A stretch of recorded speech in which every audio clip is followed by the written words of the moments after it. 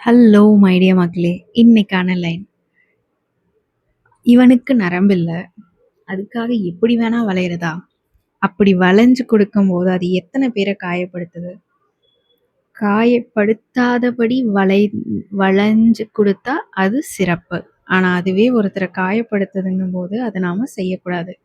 இப்போ கரண்ட் நம்ம முதல்வர் சொன்னது போல, நடிகரா சொன்னது போல, யார காயப்படுத்துற ஒரு சின்ன விஷயமும், ஒரு சின்ன சிரிப்பும் தப்புதான். ஆனா அதுவே ஃபன்னா போகுது. காயப்படுத்தலன்னா, அந்த சிரிப்புக்கு தான் விலை பெற்றது. அந்த மாதிரி யார காயப்படுத்துற எந்த விஷயத்தையும் யாரும் செய்ய வேண்டாம். அந்த நாக்கு நம்மளது தானே அப்படின்னு சொல்லி அவன தான் சொன்னேன். அந்த நாக்கு நம்மளது தானே. நம்ம எப்படி வேணா பேசலாம், என்ன வேணா பண்ணலான்னு சொல்லி வார்த்தைகள கொட்டாம, நம்ம வள்ளுவர் சொல்லியிருக்காரு இல்லையா? "தீயினால் சுட்ட புண் உள்ளாரும் ஆறாதே, நாவினால் சுட்ட வடு அது என்னைக்குமே மாறாது." அதனால அப்படி ஒரு விஷயத்த, தப்ப தெரியாம கூட செய்ய வேண்டாம். சிந்தித்து செயல்படுவோம்.